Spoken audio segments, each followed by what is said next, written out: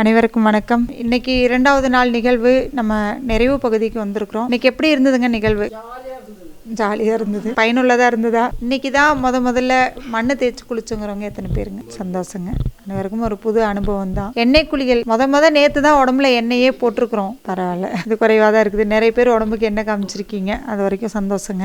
ஏன்னா நம்ம இயற்கை மருத்துவத்தில் எண்ணெய் குளியல், மண் குளியல் இது எல்லாமே ஒரு பெரிய பங்கு வகிக்குது. ஆக நம்ம என்னன்னா ஃபர்ஸ்ட் நம்ம இயற்கை மருத்துவம் அப்படிங்கிறதே நம்மளோட அதாவது உடம்புல தேங்கிருக்கக்கூடிய கழிவுகளை வெளியேற்றக்கூடிய ஒரு மருத்துவ முறை தான் இயற்கை மருத்துவ முறை. கழிவுகளோட தேக்கமே நோய், அதோட நீக்கமே சிகிச்சை. இதுதான் இயற்கை மருத்துவத்தோட ஒரு கூற்றுங்க. ஃபர்ஸ்ட் நமக்கு வரக்கூடிய ஒரு கழிவு என்னன்னு பாத்தீங்கன்னா மலச்சிக்கல். எவ்வளவு பேருங்க காலையில எழுந்திரிச்ச உடனே மோஷன் போறீங்க? எந்த ஒரு சிரமமும் இல்லாம முக்கி முனகாம? சந்தோஷங்க. அதாவது பாத்தீங்கன்னா நம்ம ஆடு மாடு மாதிரி தூங்கி எந்திரிச்சோடனே கலகலன்னு மோஷன் போயிடணும். ரொம்ப நேரம் போய் நம்ம ஒரு கழிவறையில நேரத்தை ஒதுக்குறதோ இல்லை ஒரு டீ காஃபி குடிச்சாதான் எனக்கு மலம் போகும் அப்படிங்கிற ஒரு பழக்கம் இருக்கிறவங்க எல்லாருமே பார்த்திங்கன்னா மலச்சிக்கல் இருக்குன்னு தான் அர்த்தங்க. அதை நிறைய பேர் நம்மக்கிட்ட வைத்தியத்துக்கு வரும்போது மலச்சிக்கல் இருக்கானா அதெல்லாம் ஒன்றும் இல்லைங்க, ஆனால் 2 நாளைக்கு ஒரு தடவை அதுவாக போயிடும் அப்படிங்கிற மாதிரி தான் சொல்லுவாங்களே தவிர, இப்போ நம்ம ஒரு நாளைக்கு 3 வேளை சாப்பிட்றோம் அப்படின்னா அட்லீஸ்ட் ஒரு நாளைக்கு 2 வேளையாவது நமக்கு மலம் கழிக்கணும். 2 வேளை மலம் கழிக்கலை அப்படின்னாலும், ஏன்னா இன்றைக்கி நிறைய நம்ம மாவு பொருள் நிறைய எடுத்துக்கிறோம், அட்லீஸ்ட் ஒரு வேளையாச்சும் நம்ம ஃப்ரீயாக மலம் கழிக்கணும் காலையில். அது மாதிரி நம்ம மலம் கழிக்கலை அப்படின்னா ஃபஸ்ட்டு நம்ம உடம்புல தேங்கக்கூடிய ஒரு கழிவு மலக்கழிவு. இந்த மலம் உடம்புல தேங்கும்போது மலத்திலேருந்து நமக்கு வாய்வு ஃபார்ம் ஆகும். ஏன்னா எப்படி நம்ம சாணி குப்பையில் இருந்தெல்லாம் கேஸ் வருதோ அந்த மாதிரி நம்ம வயிறு சுத்தமாக இல்லை, மலம் உடம்புல தேங்குது அப்படின்னா அதிலிருந்து நமக்கு வாய்வு உருவாகும். இந்த வாய்வு நம்ம உடம்புல நிற்கும் போது பார்த்திங்கன்னா நமக்கு நிறைய வியாதிகளாக நமக்கு உருவப்படுது. என்னன்னு பார்த்திங்கன்னா ஹிரணியா. இப்போ வாய்வு நமக்கு மலைக்குடலில் தேங்குச்சு அப்படின்னா எப்படி ஒரு காற்றுல பலூன் அடித்தா அது உப்புதோ அதுபோல் அது ஹிரணியாங்கிறது நம்ம குடல் உப்பும். அப்போ ஹிரணியான்னு ஆப்ரேஷன் பண்ணி என்ன பண்ணுவாங்கன்னா வலையை வச்சு தைச்சிருவாங்க. அடுத்தது அந்த வாய்வு என்ன பண்ணும்னா பெண்களாக இருந்தால் கருப்பையில் போய் நின்று தொந்தரவு பண்ணும், ஆண்களாக இருந்தால் விதைப்பையில் போய் நின்று விதைப்பை வீக்கம் அப்படிங்கிற மாதிரி ஒரு தொந்தரவு கொடுக்கும். இல்லை அப்படின்னா இதுவே இந்த வாய்வு நீரை மாதிரி நமக்கு ஜாயிண்டில் போய் நிற்கும்போது அது சரவாங்கி வாதமாக வெளிப்படும். இந்த சரவாங்கி வாதம்ங்கிறது ஆண்களை விட பெண்களுக்கு அதிகமாக இன்றைக்கி பாதிப்பு வருது. ஏன்னா பெண்கள் தான் பார்த்திங்கன்னா நம்ம நிறைய பழசு ஃப்ரிட்ஜில் வச்சு சாப்பிட்றது, அதிகப்படியான உணவு எடுக்கிறது, அடிக்கடி சாப்பிட்டுக்கிட்டே இருக்கிறது, இது மாதிரியான நிறைய பழக்கங்கள் பெண்கள்கிட்ட இருக்கிறனால அதிகமாக இன்றைக்கி சரவாங்கி வாதம் அப்படிங்கிறது பெண்களுக்கு வருது. முடக்குவாதம், அதாவது ஒவ்வொரு ஜாயிண்ட்டு வீங்கிடும்.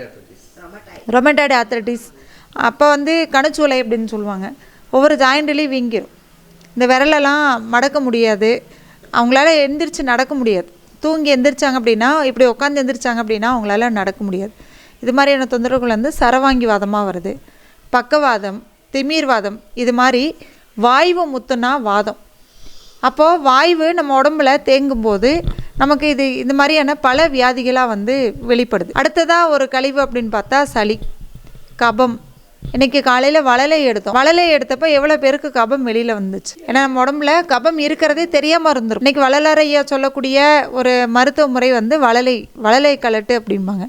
அப்போது நம்ம ஒரு மனிதனோட எல்லா உறுப்புகளோட பிறப்பும் இறப்பும் பார்த்திங்கன்னா கபத்தை சார்ந்து தான். நம்ம எல்லாருமே பார்த்துருப்போம், ஒரு குழந்தை பிறக்கும்போது கோலையோடு பிறக்குதா இல்லைங்களா? நம்ம தான் கோலை எடுக்கிறோம், கோலை எடுத்து தான் அதுக்கு சவுண்டே கொடுக்குறோம், உயிர் கொடுக்குறோம். அதே மாதிரி ஒரு உயிர் ஒரு இயல்பான இறப்பு அப்படின்னா இயற்கையான இறப்புனா கபம் கட்டி தான் இறப்பாங்க. அதையும் பார்த்துருப்போம் இல்லைங்களா?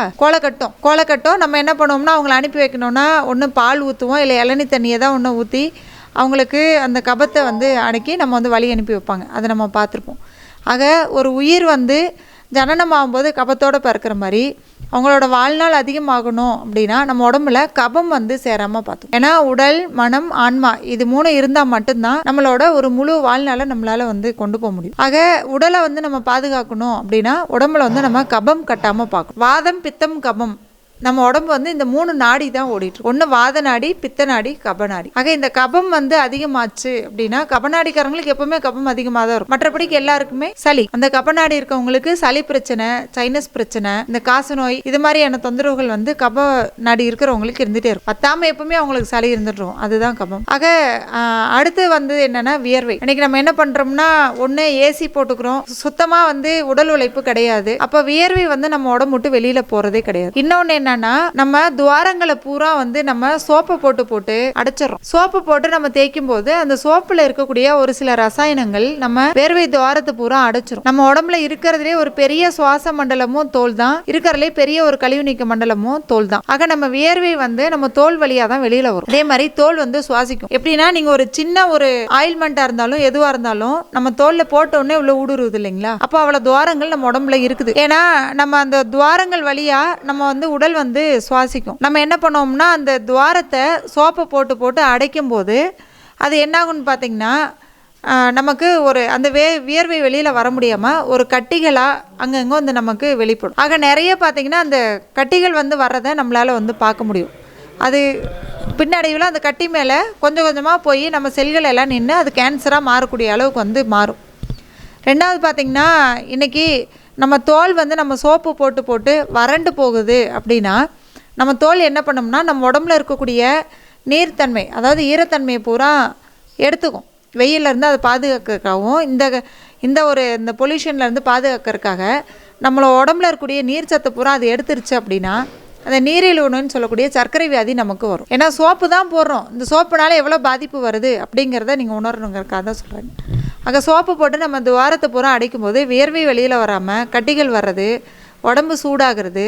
அதாவது ஒரு சிலர் பார்த்திங்கன்னா அசைவம் சாப்பிட்டுட்டு சோப்பு போட்டு குளிப்பாங்க. குளிக்கிறவங்க வந்து பஸ்ஸில் நம்ம பக்கத்தில் உட்காடுறாங்க, ட்ரெயினில் உட்காடுறாங்கன்னா நம்மளால் அந்த ஸ்மெல் வந்து மூச்சுடவே முடியாது. நீங்கள் பார்த்துருப்பீங்க, நம்மளால் தாங்க முடியாத அளவுக்கு ஒரு ஸ்மெல் இருக்கும். இன்னொன்று என்னென்னா இப்போ வந்து நம்ம குளியல் பொடியோ இல்லை வந்து ஒரு பாசிப்பயிரோ ஏதோ ஒன்று போட்டு குளிக்கிறோம், நம்மளோட கழிவுகள் வந்து வெளியில் போகுது, துவாரங்கள் ஓப்பன் ஆகுதுன்னா அடுத்த நாள் நீங்கள் வந்து உங்கள் ட்ரெஸ்ஸை கழட்டி போடும்போது அதில் வேர்வை ஸ்மெல் வந்து நமக்கு வராது. ஏன்னா இன்றைக்கி ஆடு மாடு ஏதாவது குளிக்குதா அது மேலே ஒரு வேர்வை ஸ்மெல் வருதா? ஏன்னா அது சாப்பிட்றதும் இயற்கை உணவு தான் சாப்பிடுது, எந்த ஒரு ரசாயனத்தையும் போட்டு அது குளிக்கிறது கிடையாது. ஆக அதோட வேர்வை துவாரங்கள் ஓப்பனாக தான் இருக்குது. ரெண்டாவது அது சாப்பிடக்கூடிய உணவு இயற்கை உணவுங்கிறதுனால அதோட மலத்தை நம்ம கையில் அள்ளுறோம். ஆனால் நம்மளோட உணவு முறைகள் தப்பாக இருக்கும்போது நம்மளாலேயும் நம்மளோட ஸ்மெல் தாங்க முடியறதில்ல. நம்ம உடம்புல இருந்து வெளியில் போகக்கூடிய கழிவுகள் நம்மளாலே அந்த ஸ்மெல் நம்மளாலே தாங்க முடியலைங்கிறப்போ நம்ம உடம்பு எந்த அளவுக்கு உள்ள கெட்டு போயிடும். ஏன்னா நம்ம உடம்பு வந்து நம்ம எந்த அளவுக்கு பாதுகாக்கணும் அப்படிங்கிறத நம்ம கழிவுகள் வெளியில் போகிறத வச்சு நம்ம வந்து கண்டுபிடிக்கலாம். இன்றைக்கி யூரின் தெரப்பின்னு இருக்குது. அந்த யூரின் தெரப்பி பார்த்திங்கன்னா